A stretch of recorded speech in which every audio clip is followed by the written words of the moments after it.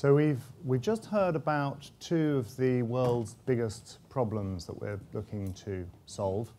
I'm here to talk about another of the world's biggest problems, which is about healthcare.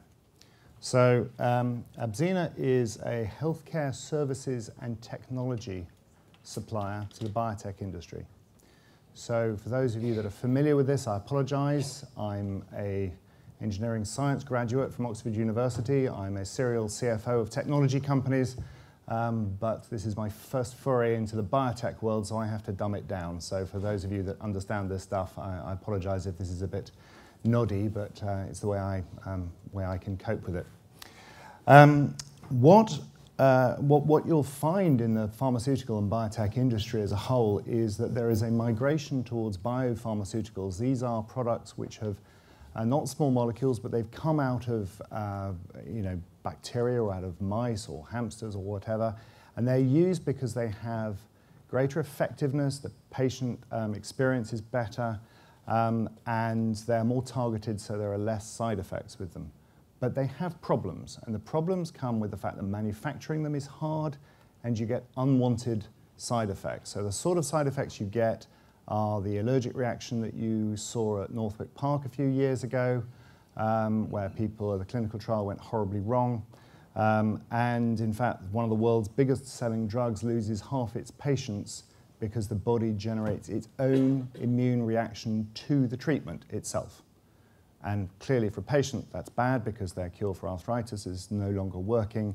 For the company selling that drug, rather than selling 14 billion a year, which is what it currently sells, it will be selling considerably more.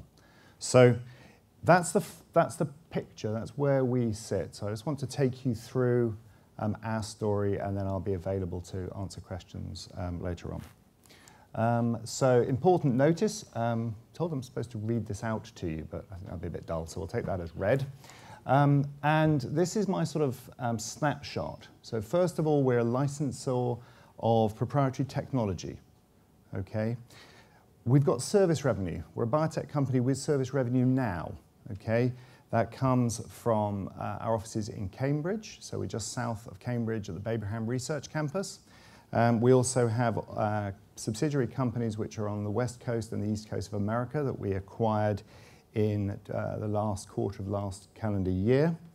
And what we're doing is we're providing an integrated service, because what our customers hate is taking their product and it crossing from one supplier to another, because frankly, if they can deal with one person all the way through, it's smoother, there's lower risk for them, and if it goes wrong, they know whose neck to strangle.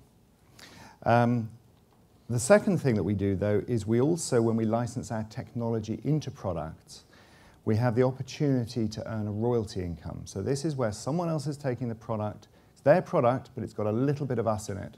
And for that little bit of us, we get a royalty, okay? Now, we don't have any of those flowing royalties yet, but we are expecting them to be flowing, and I'll talk more about that in a minute. The other piece of technology we offer is, which I'll come to, is about manufacturing antibody drug conjugates. I'll explain what those are in a minute. But we announced last week our first big contract in this space, where if the biotech company is successful, it expects to be, we will receive $150 million in milestone payments and a royalty when that drug goes through to actually treating people. And it's not a small little biotech. Its market cap is well over $1 billion. Okay, so actually in biotech terms that's quite small, but it's still not a small startup. So I want to tell you first about who we are, where we are, and then I'll move on to what we do in the market we're in. Okay, so the team, I'm the CFO. As I said, I'm an engineering graduate. I'm a sort of serial CFO of technology companies. And the thing about the biotech space is, from a CFO's perspective, the issues are exactly the same: tax, accounting, systems, and people. Okay, John is a serial CEO. His first company was sold as a private company, and prior to that, he's got experience working at GSK and Big Pharma. And we have a terrific board of non-execs. Ken Cunningham was the chief exec of Sky Pharma. Tony was at JP Morgan as a biotech analyst doing corporate finance, worked there for years. Nigel is the chief investment officer at Imperial Innovations. Peter is at Sky Pharma still as their CEO and was their CFO, so I lean on Peter quite a bit. And Anka's a serial entrepreneur. So we've got a good mix there of people covering corporate governance, public markets, and the biotech space. The executive management team, we wouldn't normally put up, but it's quite important because what we cover is quite a broad spectrum of work over a wide geographical area. So you need some very experienced people to help us make this work. So of these people, most of them have been chief execs of their own companies, okay?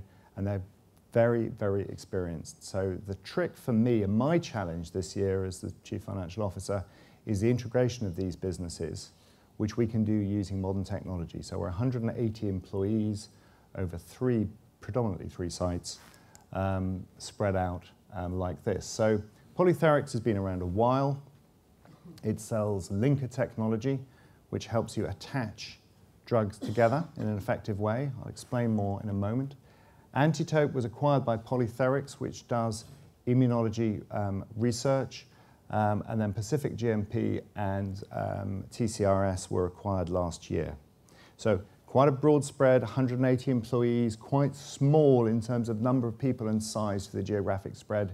So what we need to do is make sure we leverage technology and IT to its full to make sure we build a really strong team. We've got the people, we just need to have them as a team. And as you know, Pacific and TCRS were bought in September and December, so this process is ongoing.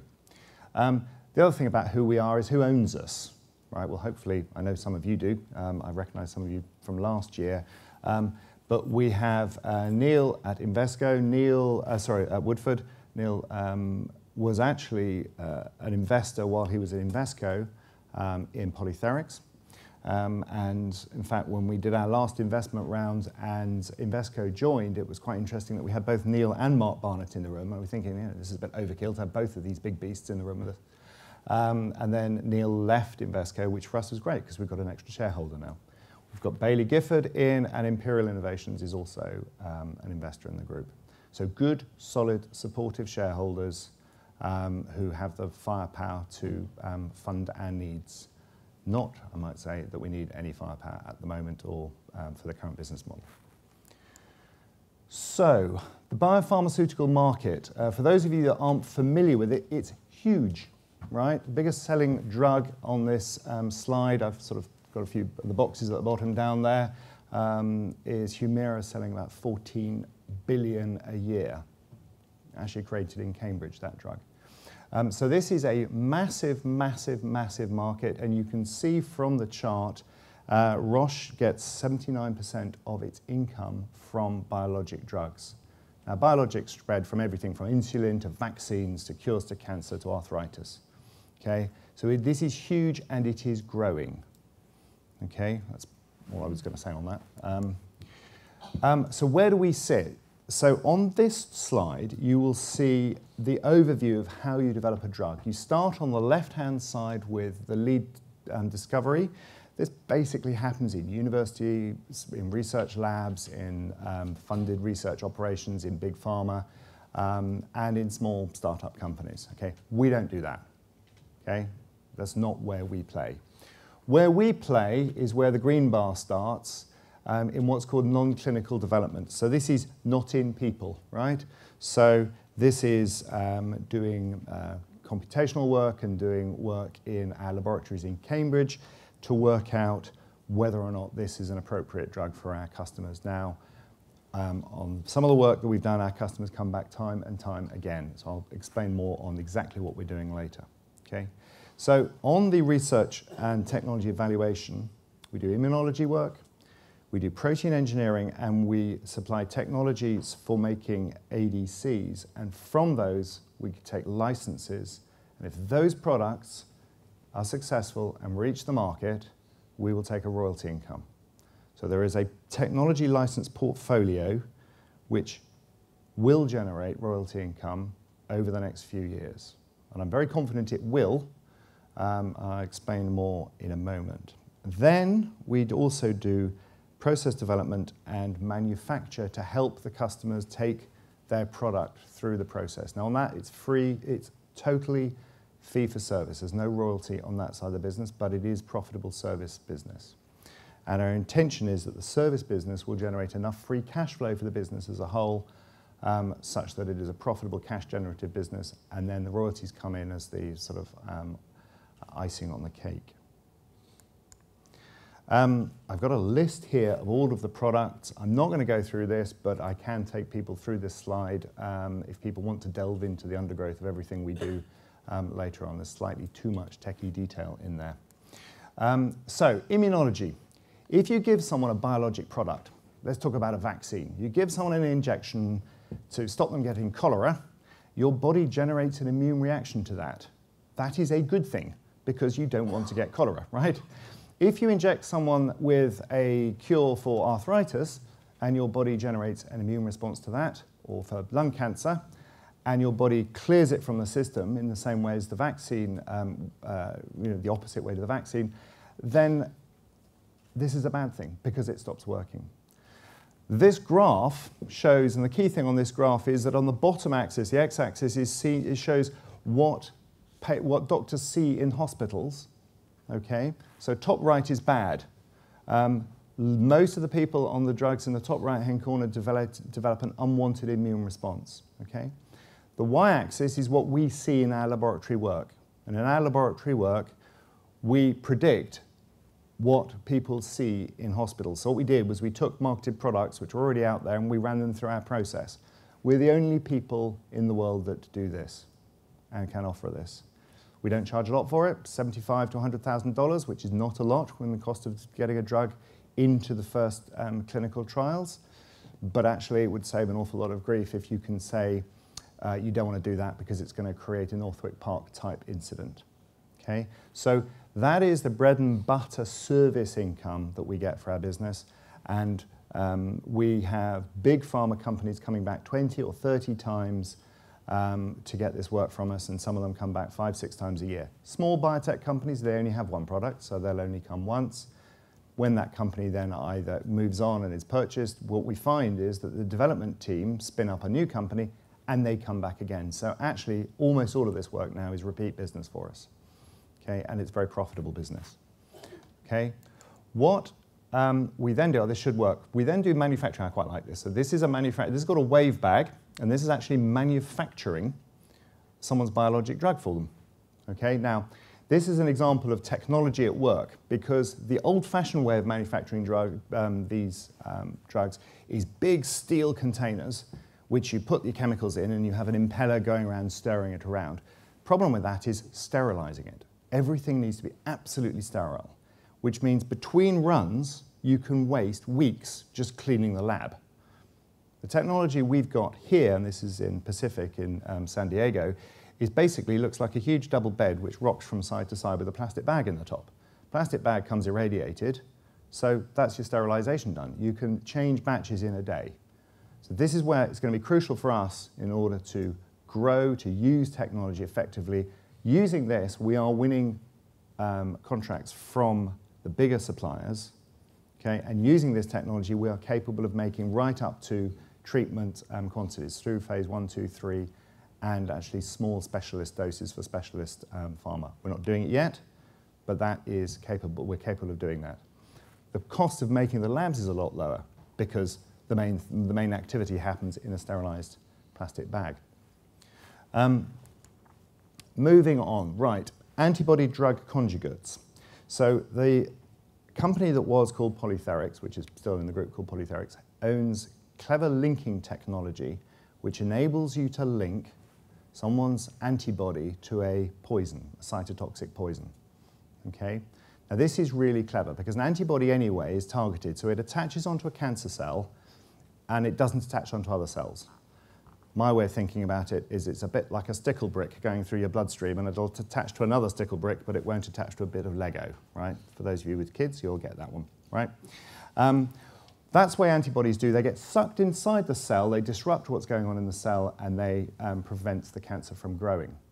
An antibody drug conjugate glues an incredibly toxic poison, thousands of times more toxic than chemotherapy, to that antibody, which once it is ingested into the cell is released and kills everything in the vicinity. Very, very targeted chemotherapy. It's a bit like sending a warhead in, but very small. Right? Now, this graph here, I'm not sure quite how well it looks from where you're sitting, the black line shows the tumor growth in a mouse. Okay? It ends because the mouse dies, right? And that mouse had no treatment at all. The purple line is a product which is currently sold on the market. And you'll see the tumor carries on growing. It's a bit better than the mouse that died, but not great results. The green line is the same antibody as the pinky line and the same poison, just using our linker technology, right? And there you can see the tumor growth has been massively reduced. There are 2 ADCs on the market. Our graph for the other ADC on the market, the mouse, actually the tumors disappeared after 4 days totally. And the other 2 charts are very similar. Not allowed to show you that one for some reason. Anyway, that ADC, that linker technology is crucial. And our ADCs are easier to make, they're more predictable, they're more stable, they don't fall off in the bloodstream. Okay? Okay, penultimate slide, I think. So this is the key slide telling about the royalty portfolio that we've got. Okay? These are 11 products in clinical development. Okay? They've all started off in small companies that have been bought by big companies. Okay, the Gilead one at the top for gastric cancer a year ago was in phase 1 trials. It was so successful that they've moved straight to phase 3 trials because the phase 1 trial cured people unexpectedly of gastric cancer. 3 of those, Big Pharma has paid 500 million of cash for upfront and another billion to come. These are all backed by big companies. We're not allowed to name them down here for commercial reasons, but none of those companies none of them is less than 100 billion in market cap terms, okay? So this is where our royalty flow will come from, and the analysts that publish on us quote royalty rates at about 1%, which would be a reasonable estimate. It's a list of them. Financial highlights for the year. We are generating service revenue. We've got a March year end, running at about 7 million run rate at the 6-month period. It'll be faster than that for the full year because we've got Pacific and TCRS included. We have enough cash for this business to take it through to the royalties starting to flow. And there's a little chart there showing how the revenue split occurs. That's it. Questions? There's Pippa, who is here. And me will be on the stand if you have any questions.